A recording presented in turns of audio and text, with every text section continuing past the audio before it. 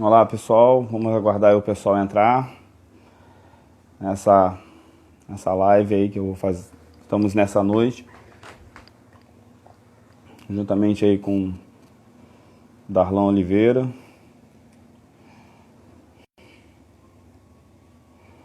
Aguardar aí o pessoal.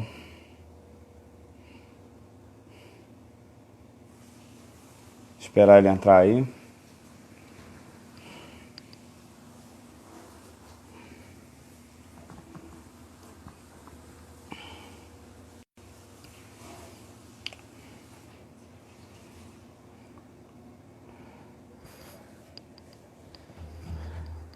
Nervoso, nunca fiz esse negócio de live no Instagram.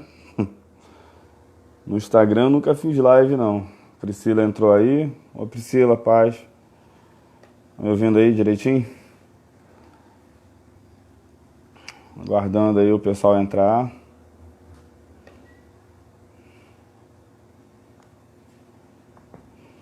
A Darlan entrou aí pra gente bater um papo. Deixa eu convidar aqui. Charmando aí nosso amigo Darlan Oliveira. Fala, meu E aí, mestre. Paz. Meu Deus do céu, que rapaz, pinta é essa, hein? olha aí.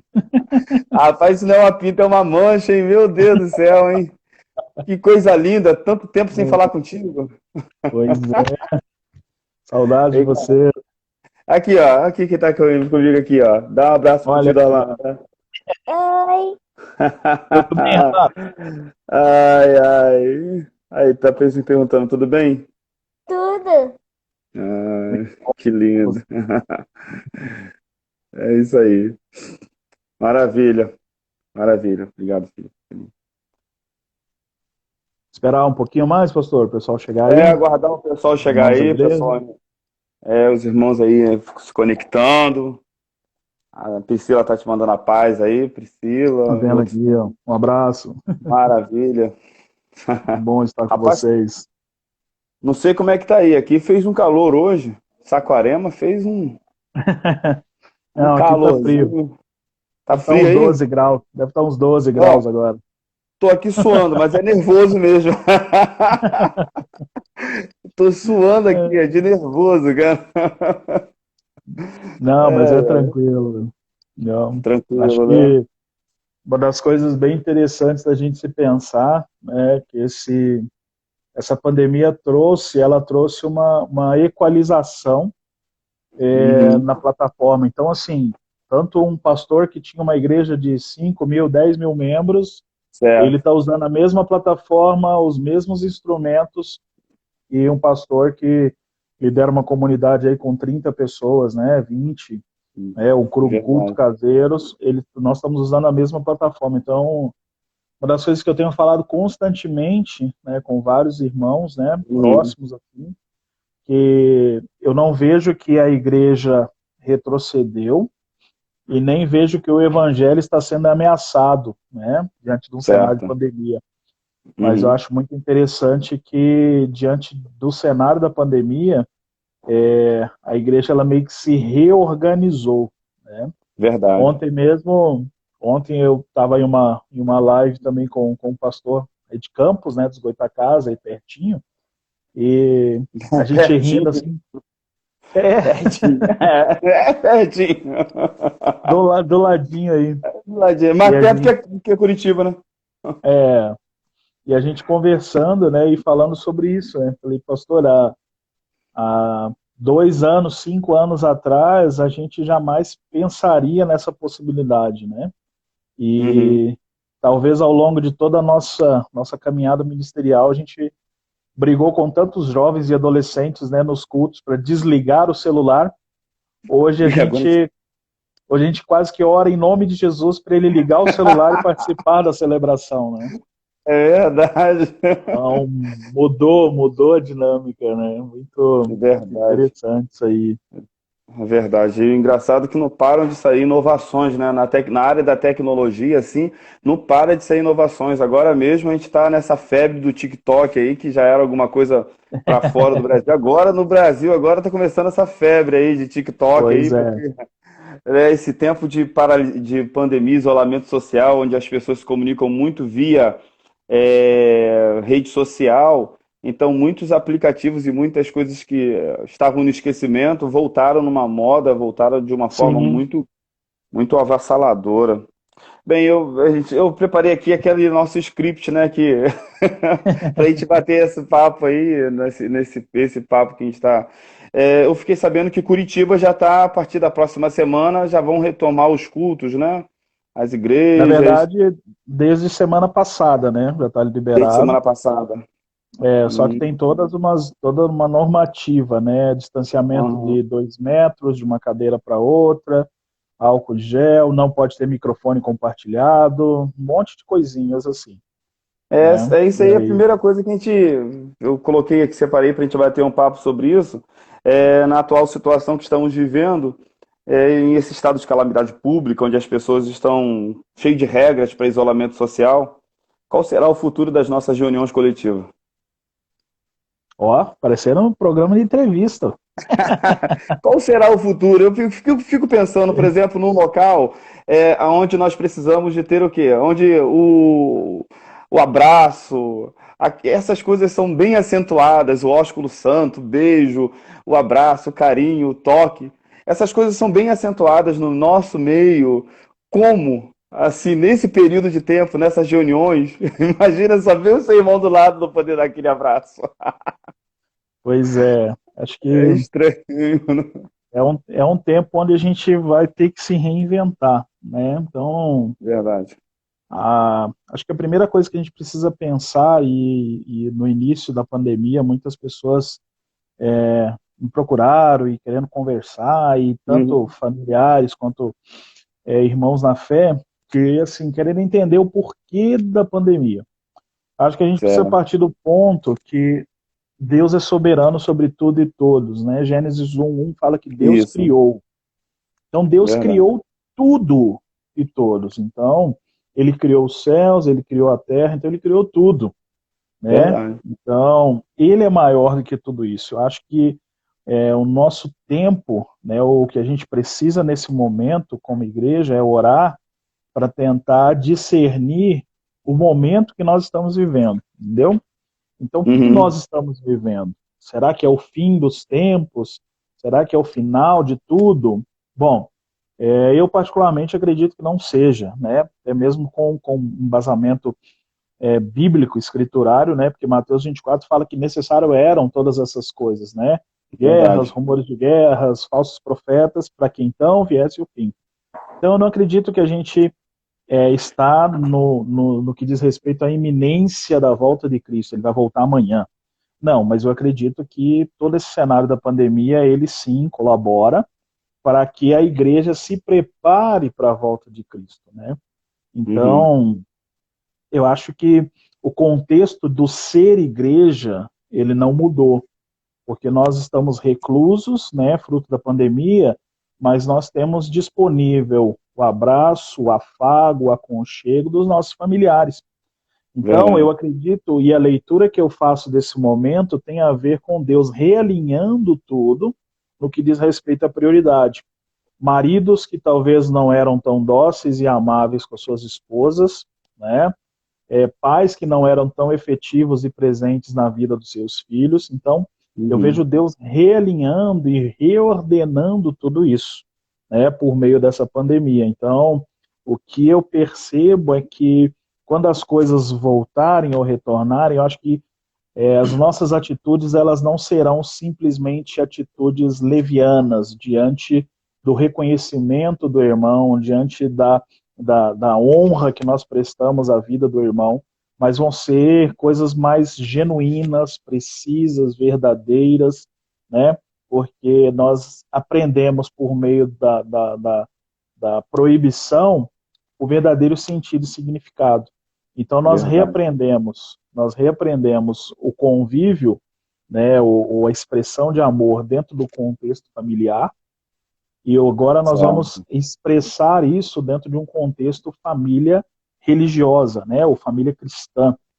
Então, eu acredito muito nisso, né, que o retorno dessas atividades, acho que a gente precisa discernir muito bem, né? Não retornar às atividades simplesmente pela necessidade do contato físico ou do congregar fisicamente, né? A igreja precisa disso, né? É Sim. bíblico isso, a gente precisa ter um espaço, estar junto, congregando, mas a gente precisa também fazer uma leitura correta do momento, do tempo que a gente está vivendo. Então, eu acredito que vai ser muito legal o primeiro culto depois de tudo isso, né?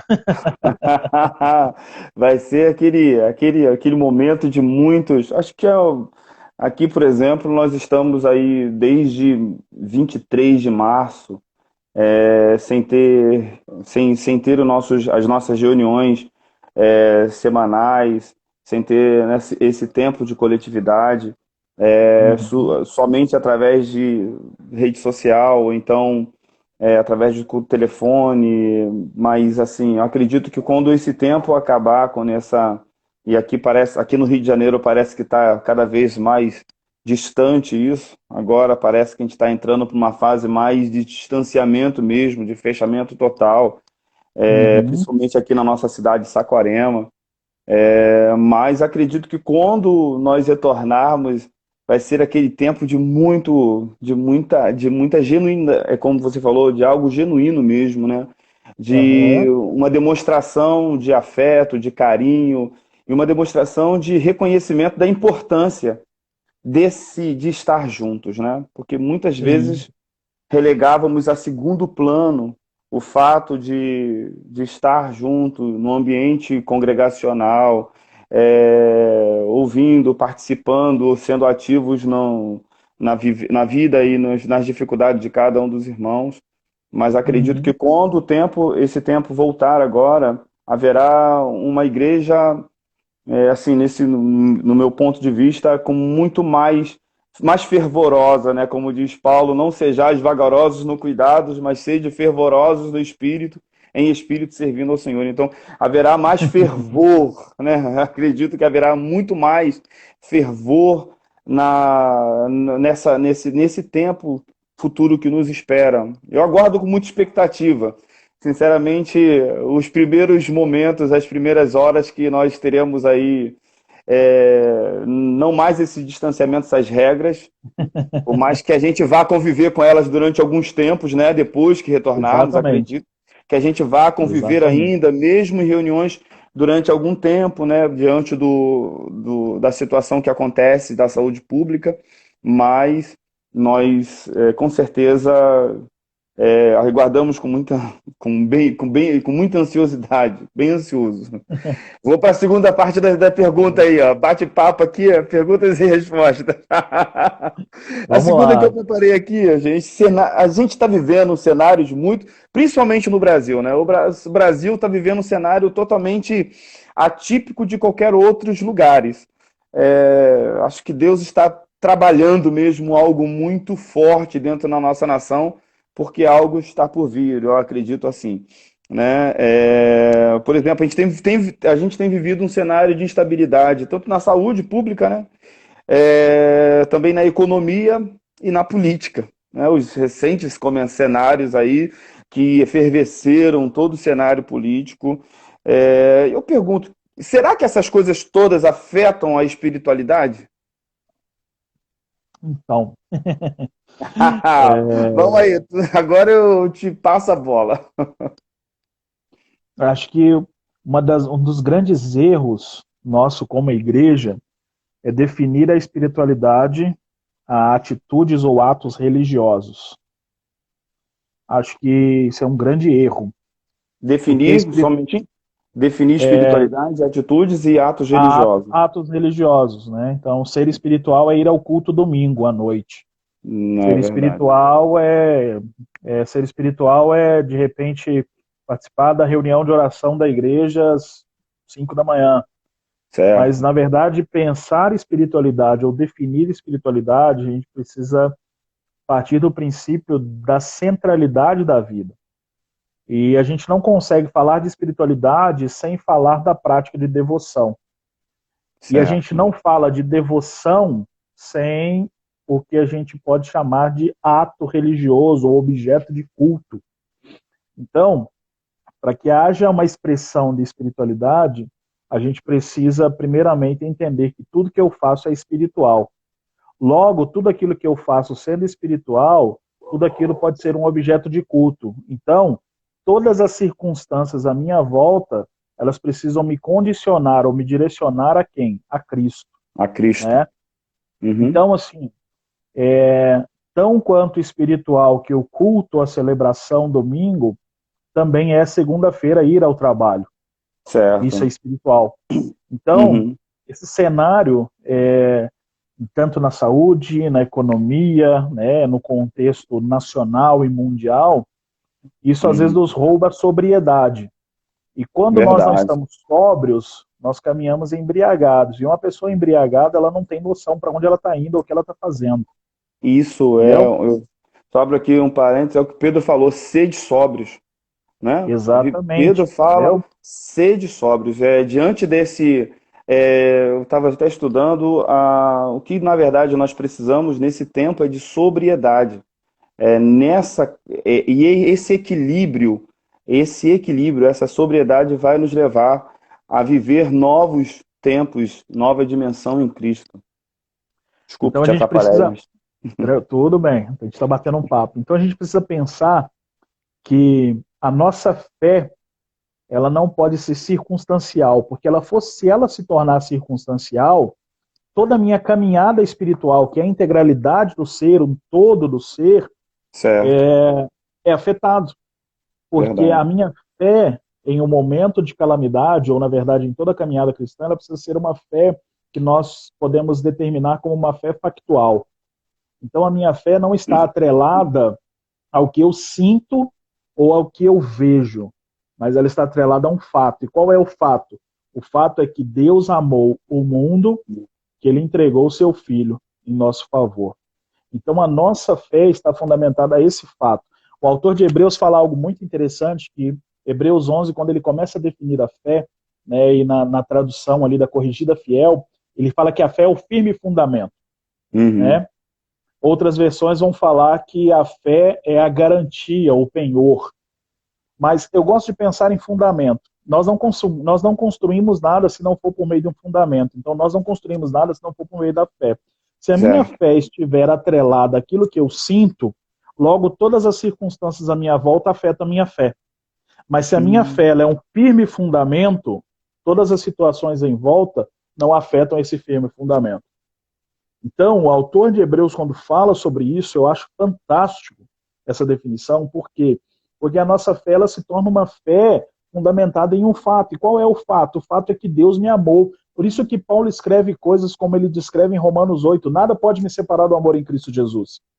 Nada pode me separar. Então, minha fé, a minha fé ela precisa ser fundamentada nesse fato. Qual é o fato? Deus amou o mundo.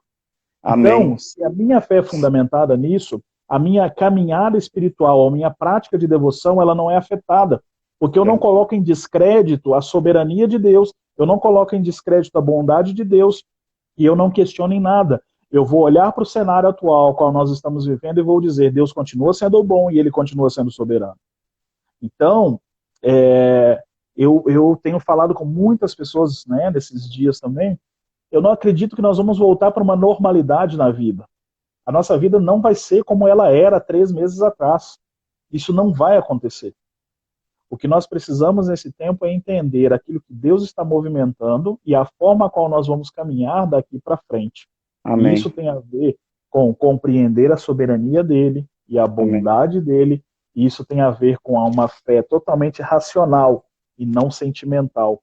O que promove sentimento e emoções na nossa vida tem a ver com a palavra. Porque a palavra ela é viva, ela é eficaz e ela é operante. Lembra do episódio dos discípulos caminhando no caminho de Emaús? Sim, sim. Eles estão ouvindo Jesus. Jesus é a lei, ele é a Torá, ele é a carne, ele é a palavra encarnada. E aí eles estão ouvindo Jesus e eles falam, enquanto ele nos falava, nos aquecia o coração. Isso. Então, o que vai nos promover experiências sensoriais tem a ver com a vida da palavra. A fé me conduz a ouvir a palavra. Quando eu ouço a palavra, eu experimento da vida da palavra. Mas o problema é que se nós mudarmos isso, ou a ordem dessas coisas, e tentar experimentar algo, os nossos olhos nunca vão estar no fato, mas os nossos olhos vão estar sempre nas circunstâncias e nas situações. E aí nós não vamos entender uma outra verdade espiritual que o apóstolo Paulo nos orienta. Porque Paulo, perdão, Paulo fala que as leves e momentâneas tribulações estão produzindo em nós o quê? Um eterno peso de glória. Isso. Então nós estamos passando por um momento de leve e momentânea tribulação para produzir em nós um eterno peso de glória. Então a nossa espiritualidade, a nossa vida de devoção, ela não pode ser colocada em xeque por aquilo que eu sinto. Mas ela precisa continuar crescendo e se desenvolvendo por meio daquilo que Deus fez e que nada no mundo ou na história vai mudar esse fato ou essa expressão de amor dele por mim, por você. Isso é verdade. As Escrituras, elas dizem que os que confiam no Senhor são como montes de Sião que não se abalam, mas permanece para sempre. Essa é uma frase muito importante, que é não se abalar. E como Paulo falou, nada pode nos separar. São palavras muito fortes e muito firmes para aqueles que estão em Cristo, né? Pela fé alcançaram esta firmeza, né? Isso daí é você construir a sua casa, a sua estrutura, seu fundamento sobre rocha, de forma que aquilo que está externo, aquilo que é temporal, ele não afeta aquilo que é eterno na sua vida, na nossa vida. É isso que eu também acredito. A palavra diz assim, né?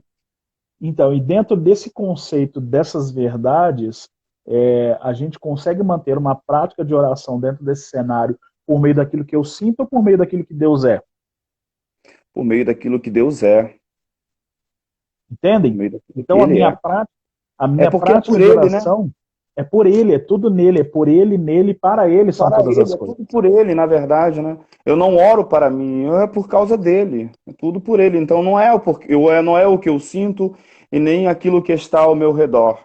É aquilo que ele fez, está fazendo e há de se fazer. Então essa talvez alguns irmãos que estão nos ouvindo possam até se assustar com isso. Mas eu, Darlan, acredito que todo esse cenário de pandemia, Deus que deixou acontecer. Também ele é soberano. Amém. E ele permitiu que tudo isso acontecesse para quê? Porque todas as vezes que nós temos uma grande crise, uma grande guerra, doenças, enfermidades sobre a humanidade, isso precede um grande derramado do Espírito Santo, isso precede um avivamento. Amém. Então, a expectativa que eu tenho no meu coração a respeito do cenário da igreja pós-pandemia tem a ver com uma igreja madura, adornada, edificada em Cristo Jesus, uma igreja onde nós teremos muitos homens e mulheres cheios do Espírito Santo. Amém. E nós vamos experimentar um avivamento. Porque essa é a narrativa bíblica, essa é a narrativa do livro de Joel, por exemplo, né, que eu acredito ser um livro muito propício para os dias atuais. Então, nós estamos diante de um grande caos. Porém, esse caos, ele é um caos no conceito e no contexto humano. Mas, diante do caos, Deus estabelece ordem. Gênesis 1, 2. A terra estava sem forma e vazia, o Espírito pairava sobre a face das águas. A partir daquele cenário de caos, Deus começou a reordenar. Deus começou a dizer, haja luz, haja firmamento, haja vida. Então, diante da desesperança e da desilusão humana, é o cenário propício para que Deus possa operar. Então, eu acredito que nesse tempo, e a minha oração tem sido essa, para que Deus nos ajude como igreja e como nação brasileira e como igreja mundial a corresponder aos anseios e a expectativa do coração dele nesse tempo. Que haja arrependimento e quebrantamento nos seios da igreja, para que a gente possa realmente estar apto a esse derramar do Espírito Santo e se cumpra nos nossos dias a profecia, a totalidade da profecia de Joel, onde toda a carne é coberta pelo sangue, toda a carne é coberta pelo Espírito de Deus. Então, manter uma prática de oração diante desse cenário tem a ver com isso, tem a ver com a gente se tornar consciente, permitir com que a nossa mente determine a minha forma de agir e expressar a minha crença, Amém. ok? Então, a gente não vai ter medo do que vai acontecer, porque eu entendo que tudo que for acontecer está sob o controle e o domínio do Deus ao qual eu sirvo. O problema é que nós somos muito medrosos e a gente tem medo, às vezes, do que nos falte. Logo, nós fazemos concessões a respeito da nossa fé. E aí, quando eu faço concessões a respeito da minha fé, logo a minha fé ela não se torna uma fé genuína, ou uma fé promovedora de sinais, prodígios e maravilhas, mas ela se torna uma fé fundamentada naquilo que eu sinto, e não naquilo que Deus está falando, ou naquilo que Deus falou. Então, se eu Verdade. sentir, e aí e talvez esse seja um dos grandes problemas da igreja, que eu faço aquilo que eu sinto e não aquilo que é um mandamento. Isso é E se eu terrível. não, e se eu não cumpro o mandamento, logo, eu não tenho as bênçãos ou a condição, né, atrelada à obediência desse mandamento, né? É, Então, a gente faz aquilo que a gente sente e não aquilo que é uma verdade. ordenança do Senhor. Isso daí, na verdade, é até o próximo item que a gente. Eu vou pular o da oração, que nós já falamos sobre isso, né? Sobre. Nós esse ano estamos falando sobre. Esse ano, na verdade, né? É um ano, a gente está tratando muito sobre sacerdócio. Já estiveste aqui em Saquarema, né? Acho que foi a última viagem que fizeste. Foi. Depois, Então estamos falando sobre sacerdócio esse ano. Fomos despertados para estudar um pouco mais sobre isso juntamente com a comunidade aqui, né? Que aí eu pergunto para você, na verdade tu já até respondeu, né? Baseado em Joel, e também eu tenho um outro livro que eu tenho atentado muito, que é Abacuque, que parece que são livros que estão numa mesma esfera profética para esse tempo, né? Tanto É, Joel quanto Abacuque, os dois têm uma similaridade em alguns fatos, né? Mas Amós. tipo, Amós também, né? É Amós porque, na também. verdade, alguns estudiosos vão dizer que eles podem ter bebido da mesma fonte de estudo. Por isso que a escrita é Hum, muito semelhante. Né? hum, Outros vão dizer que um pode ter se beneficiado daquilo, completou a obra uns dos outros, entendeu? certo, Então, por isso que é certo. muito semelhante, assim, A a escrita. abordagem, a escrita, entendeu? A fluência do texto. Verdade. Então, aí, esse cenário, a gente está estudando sobre sacerdócio, qual deve ser a postura sacerdotal da igreja nesses dias? Qual deve ser essa postura sacerdotal? Muito em função daquilo que está em Joel. Joel, ele começa nos primeiros capítulos falando muito diretamente para o sacerdócio, né? Sim, Abordando muito ao sacerdócio, conclamando para que eles possam se arrepender de fato, né? Para que eles possam chorar, para que eles possam rasgar não as suas vestes, mas sim o coração. Interessante que a etapa, o avivamento ele chega, mas ele chega só chega depois de um ato de sacerdotal, ou de um quebrantamento, após a peste e a praga, né? Porque esse era o cenário de Joel. E também Abacuque, por exemplo, Abacuque, ele no capítulo 2 ele se coloca na torre, ele diz diante da torre, eu vou me colocar e vou aguardar para ver aquele que fala comigo. Também, após um outro cenário de muito terror, capítulo 1, no capítulo 2 ele fala sobre isso, e aí ele tem a visão, né? Eu vi, ele disse, escreve a visão. Então, qual deve ser a postura, né? Além de arrependimento, de oração, o que mais você uhum. acrescenta?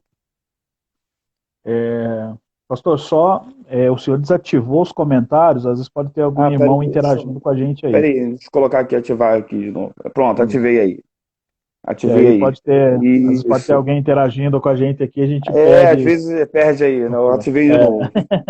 Aí, ó. O pessoal poder participar também isso. conosco.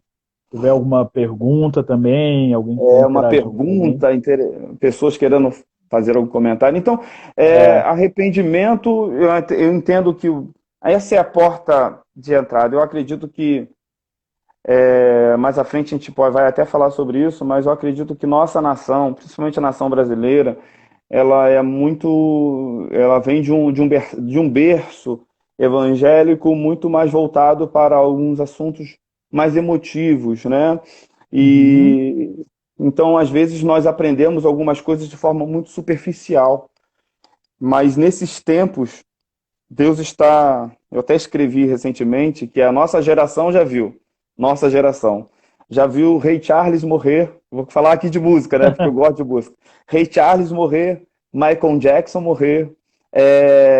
São pessoas que pararam o mundo, as mortes que pararam o mundo. Ayrton Senna, por exemplo, Ayrton Senna morrer, né, ícones do mundo inteiro, e nós estamos vendo, presenciando um cenário que está abalando o mundo inteiro, que é o SARS-CoV-19. Né? Nenhuma outra Aham. geração passou, a não ser a geração da peste negra em 1900 alguma coisa.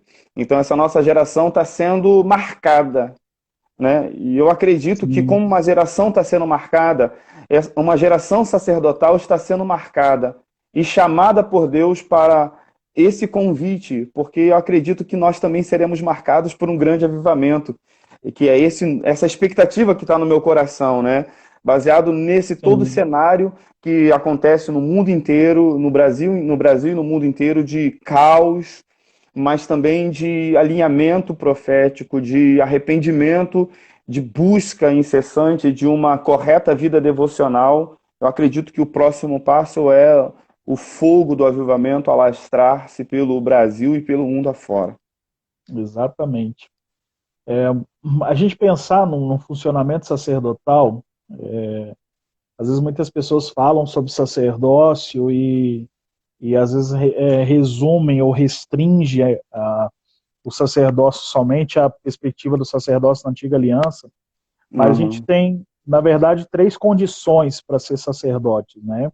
E pensando isso no meio do convite de Cristo, né? Então, primeira condição tem a ver que ele nos chamou das trevas para a luz, né? Amém. Então, é o que Paulo diz, Cristo nos transporta do império das trevas para o reino do seu filho do seu amor, Demais, né? demais, Cristo. Então, a primeira condição para ser sacerdote é ser salvo.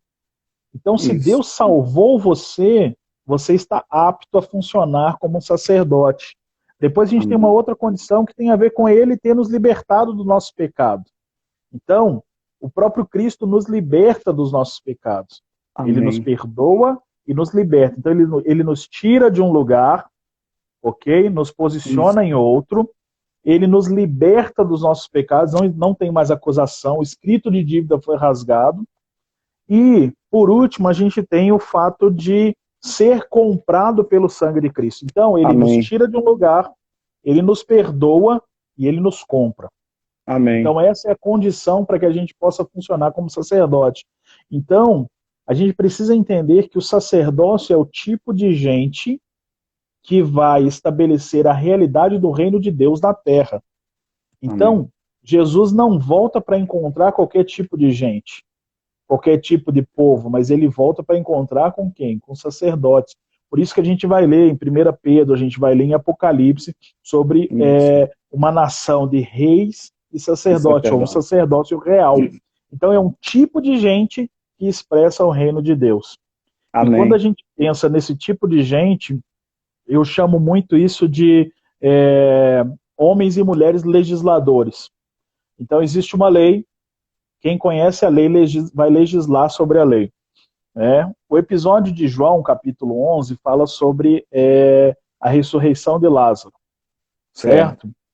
E o cenário ali ele é muito interessante porque Jesus ele é esse sumo sacerdote dessa nova aliança, dessa nova ordem sacerdotal.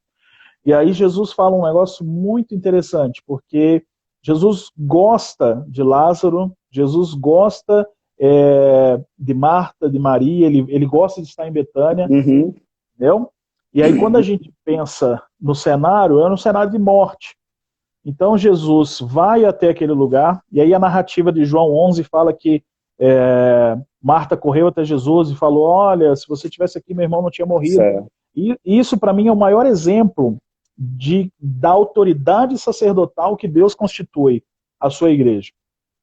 Porque daí, aquele cenário era um cenário de morte, Jesus chega naquele lugar, ele vira para Marta e fala, se credes, verás a glória de Deus. E aí é tão interessante porque no contexto histórico, né, judaico, se estudava sobre ressurreição. E Marta cria na ressurreição dos mortos. E ela fala, não, eu creio. Mas ela não Uhum. entendia na ressurreição daquele exato momento. Ela acredita na ressurreição dos mortos. Futura. E Uhum. aí, futura. Aí Jesus tem toda a narrativa, né, bíblica que o senhor Uhum. conhece, e todas as pessoas que estão participando da nossa live também conhecem. E aí Jesus chega diante da pedra e ele ora, né? Ele não ora, ele dá uma ordem, tira a pedra, Lázaro, vem para fora.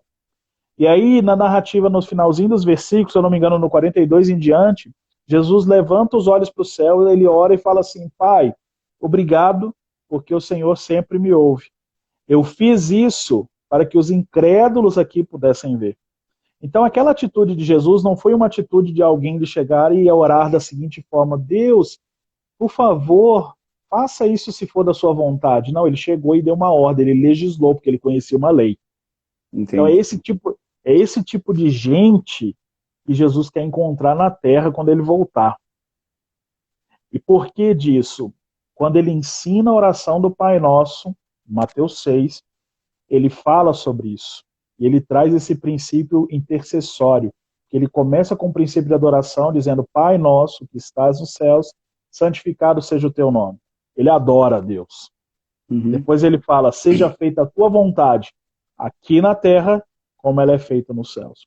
Então ele está chamando a realidade de algo que está nos céus para tocar a terra. E isso é uma função sacerdotal. É alguém que tem essa autoridade para conectar céus e Céu e terra. terra. Então ele vai legislar. Então quando eu falo sobre a autoridade da igreja, né, eu acredito muito que é esse tipo de gente que Jesus quer que nós nos tornemos. É esse tipo de gente que ele está nos treinando para ser, para que ele encontre no ato da sua volta. Entendeu? E é esse tipo de gente que reina sobre a terra. Então, falar sobre sacerdócio ou pensar sacerdócio é algo muito além do que uma funcionabilidade de um serviço eclesiástico. Certo. Não é porque a gente restringe, o sacerdote é quem prega, é quem está lá Uhum. na frente com o poder do microfone. Não.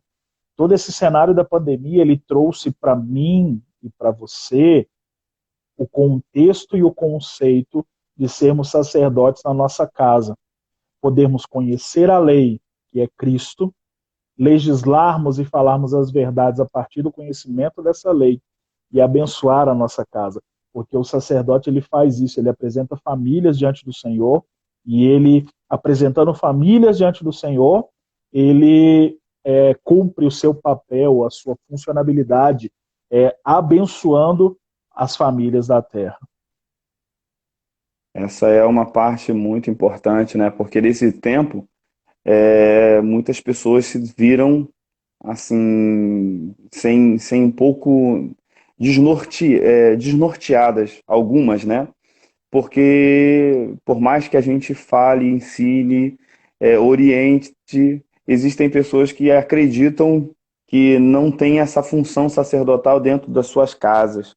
E aí elas Uhum. ficam dependentes, né? Eu ouvi algumas pessoas mandaram no privado algumas mensagens dizendo, pastor, e agora como vai ser? A gente não vai ter mais, não temos os cultos mais. Então, porque as pessoas se tornaram muito reféns dos cultos dominicais. Exatamente, exatamente. E alguns lugares, na verdade, têm isso como uma forma de prender as pessoas, né? E esse tempo veio também para nos ensinar essa forma. O sacerdócio ele começa a partir do nossa casa. O sacerdócio ele começa dentro da nossa casa. Acho que o primeiro lugar onde você exerce o sacerdócio de fato, né, é dentro da própria casa. Por isso que Paulo fala muito, né, na nível eclesiástico, que é aquele que não governa bem a sua casa e assim vai. É por aí. Esse é um tempo de muita correção que Deus está nos Uhum. levando, né? Levando-nos a a viver como colocou aí, ó. Lembro de Elias legislando também o nosso irmão E John. Isso júri, aí é importante. Júri. Nós estamos vivendo esse tempo mesmo, Elias, né? Tempos como o de Elias legislando também. Que nós aham, possamos nos tornar esse tipo de sacerdotes, legisladores, conhecedores das realidades do céu e trazermos ela para a exatamente. terra. E como que a como gente conhece essa realidade? A gente conhece essa realidade por meio de uma prática de uma vida de devoção, né? isso. Eu estava agora há pouco também em uma live conversando com um pastor, né, lá de Rondônia, Uhum. e, e eu falei assim algo muito interessante que talvez sirva como um gancho para nossa conversa agora. O batismo de João Batista era um batismo para arrependimento de pecados, certo? Sim. E João Batista era o grande mover de Deus na face da terra nesse período. Né? João Naquele Batista tempo. e Jesus têm uma diferença de idade ali de 6 meses, e Deus usa João Batista como aquele que prepara o caminho do Senhor. E Uhum. João Batista prega: arrependei-vos, pois é chegado o reino dos céus. Então João Batista prega sobre o arrependimento, Isso. né? Só que a gente tem a narrativa em Lucas capítulo 1 que Jesus vai se batizar com João no Jordão, ok? Uhum. Só que todos nós sabemos e conhecemos que Jesus não teve pecado. Ele é um justo. Por Certo. que, por que Jesus vai se batizar com João no Jordão? Primeira coisa, ele vai para que se cumpra toda a lei. Toda a lei. Segunda coisa, segunda coisa, ele vai por uma identificação com o pecado da humanidade.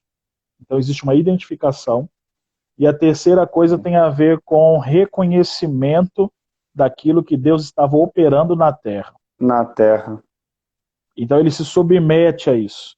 E aí Lucas 1 fala que ele é batizado, vem o Espírito sobre como uma forma de pomba sobre ele, e o próprio Espírito conduz para Maravilha. onde? Para o deserto. E no deserto ele é tentado, e ali a gente vê o cumprimento da profecia de Isaías, né? Se eu não me engano, Isaías 9, que o mundo que Uhum. jazia em grandes trevas viu grande luz, né?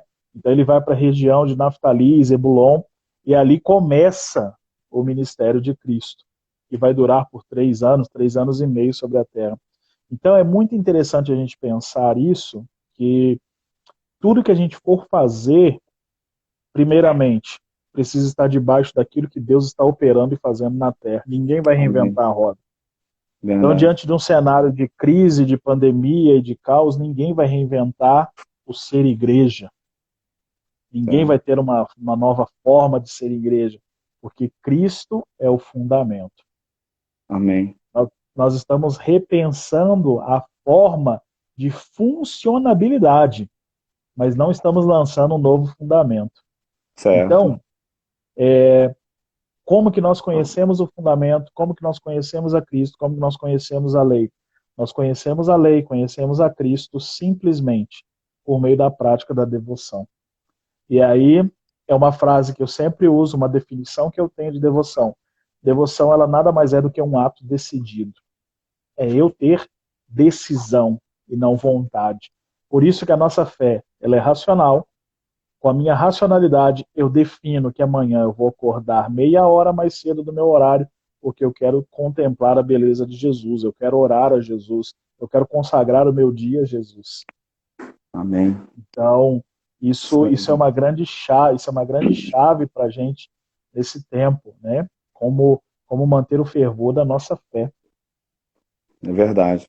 É verdade. A gente tá, como eu falei contigo, daqui a pouco eu tenho outros compromissos profissionais, mas eu gostaria muito de comentar contigo sobre essa, essa, essa último tópico aqui. Nesse tempo eu tenho meditado muito sobre duas palavras principalmente, graça e novo nascimento, né? São duas palavras que eu tenho no meu coração, tem queimado nesses dias. Até porque, principalmente sobre novo nascimento, há muito pouca informação e há muita divagação sobre isso. E também diminuição Uhum. disso, né?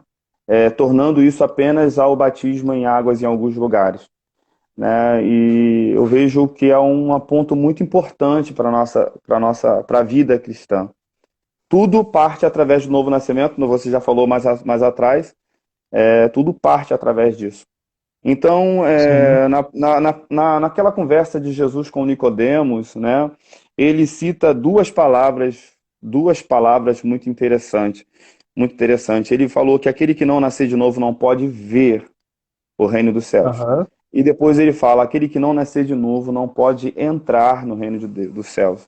E essas duas palavras, elas praticamente elas queimam o meu interior e o meu coração. A primeira parte, ver, e a segunda parte, entrar, né? Uhum. Na verdade, Cristo, naquela narrativa, ele não muda. Ele está falando com Nicodemos, que é um mestre em Israel, mas ele não muda para não ficar redundante. Na verdade, Aham. ele traz duas realidades. A primeira realidade é da visão e a segunda realidade é de um posicionamento, né?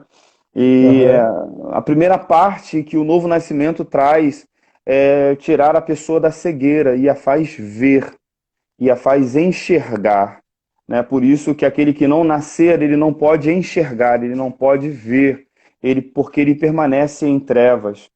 E como Paulo E diz, a, e cono- e a outros. cono- Desculpa. E a conotação do que Jesus está falando sobre ver é a narrativa da primeira vinda, porque ele era a expressão do reino. Lembra que ele fala para os Uhum, discípulos: o reino está entre vós? Ele era a expressão do reino. isso. Então, a condição do novo nascimento é o que me permite ver o reino, Uhum, perceber o reino. Por isso que depois ele vai falar sobre entrar. E entrar tem a ver com o aspecto físico, material, que tem a ver com a segunda vinda. Então, quem não é salvo não percebe o reino, não vê, e quem não é salvo não entra e não não experimenta. é, não experimenta. Demais. Demais essa colocação, sua interferência aí, muito importante, até porque ele é a porta também, ele é a luz que nos traz Isso, e que ilumina, né? Porque das trevas exatamente. resplandeceu a vossa luz. E ele é a porta de entrada, ele, na verdade, tudo é Cristo, né?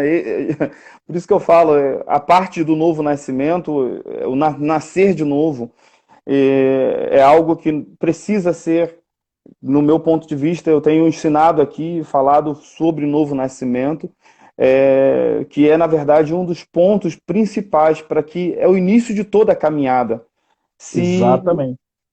porque hoje em dia nós vemos muitas pessoas que não têm essa percepção e diminui o novo nascimento a simples batismo em águas, ao batismo em águas. Não. A gente precisa entender duas coisas. Novo nascimento é uma coisa e conversão é outra. Isso. Novo nascimento é a condição para eu me tornar discípulo de Jesus. Conversão é o processo que eu estou me submetendo para ser um discípulo de Jesus. Amém. Então, o novo nascimento é o ato da regeneração do meu espírito. Entendeu? É a vida do espírito que é soprada em mim, a vida ruios. Efésios 2:5, Paulo fala que estávamos mortos em pecados e delitos, ressuscitamos juntamente com Cristo Jesus. Então é a vida de Jesus em mim, isso é novo nascimento. Conversão tem a ver com a prática de piedade, de caridade, com o processo de santificação, onde eu vou abandonando o pecado. É o que Paulo vai escrever aos irmãos em Filipenses, no capítulo 2, sobre desenvolver a salvação. Não é que eu Uhum. vou aprimorar o sacrifício de Cristo, porque a obra expiatória de Cristo, ela é perfeita. Mas o É. desenvolver a salvação tem a ver com esse caminhar piedoso, desenvolvendo o quê? A prática da santificação. E eu não consigo fazer isso sozinho, porque é um processo de Deus, eu e Deus, Deus e os irmãos e eu. Então, é tudo isso envolvido. Esse é um assunto que a gente precisa ficar umas 4, É. 5 horas falando. Fazer uma outra live e a gente conversar sobre isso. Até porque meu horário já tá se Avançado. diminuindo, avançando já. Eu preciso, com muito pesar, mas depois a gente vai bater novos papos, Não, estar juntos. vamos sim, pastor. Durante a próxima Muito bom. semana fiquei muito feliz, né, em ter a oportunidade de conhecer através do Edson, né, e depois desses encontros que nós tivemos, nossos corações se irmanou e estamos aí, mesmo distantes fisicamente, mas em um mesmo espírito. Isso é, Amém. isso é algo muito prazeroso. Eu quero agradecer a Amém. você. Vamos finalizar com oração, né? Vamos orar, né? Amém. Vamos sim. Agradecer a Deus por essa oportunidade. Fique à vontade, abençoe minha vida aí. Amém. Obrigado. Pai, Amém. muito obrigado pelo seu amor, Amém, pela Pai. sua graça, pela sua fidelidade. Obrigado porque Sim, em todo Senhor, tempo obrigado. temos experimentado da sua bondade, temos Sim, experimentado da Senhor. sua provisão. Deus, eu Sim, Senhor, oro nessa obrigado. noite e abençoo todos os meus amigos e irmãos ali da Sim, Missão Senhor. Resgate, em Saquarema. Sim, Abençoo Pai. cada um dos amigos que entraram nessa live, que participaram conosco. Deus, que nesse Sim, tempo de tantas incertezas que tentam minar a nossa fé, eu sim, peço para Senhor. que o teu Santo Espírito, ó Pai, nos conduza em sobriedade, nos Amém. conduza em verdade e traga para nós Sim, uma Senhor. convicção de uma fé fundamentada no fato de que o Senhor continua sendo bom e que o Amém, Senhor Pai. nos ama. Guarde as Amém. nossas vidas, continue Sim, provendo sobre os nossos lares. Deus, nós entendemos que no contexto da aliança não existe, Pai, necessitados. E é sim, isso que Senhor. nós oramos para que, diante do contexto da aliança do Senhor com a sua igreja, com a noiva de Amém, Cristo, Pai. o Senhor possa suprir a necessidade de todos os irmãos, de todos aqueles Amém, que o Senhor. Senhor, Pai, salvou, de todos aqueles que o Senhor tem protegido. Essa é Sim, a nossa Senhor. oração nessa noite, ó Pai, no santo nome de Jesus Cristo. Amém. Amém. Meu irmão, um abraço, um beijão, tá bom? Manda um beijão para a esposa. Prazer. Pode Amém. deixar. Deus abençoe vocês, tá Muito bom, bom querido? estar com vocês, viu? Para mim Um foi muito abraço. bom também estar com vocês aí. Tá bom? Até a próxima. Semana que vem a gente chama de novo aí, a gente bate mais um papo, mais alongado, sem muito, sem ter Beleza. esse compromisso que eu terei mais tarde. Tá bom? Um Beleza. Um beijão. abraço. Fiquem na Abraço, paz. Tchau, queridão. tchau. Paz. Tchau, tchau. Como é que eu faço agora para salvar aqui? Como é que eu salvo? Irmãos, então, graça e paz, estamos terminando aí essa live. Eu vou salvar ela aqui para depois a gente poder compartilhar esse momento tão precioso e tão maravilhoso. Deus abençoe a cada um dos irmãos. Graça e paz, uma boa noite. Não sei como é que eu faço para salvar.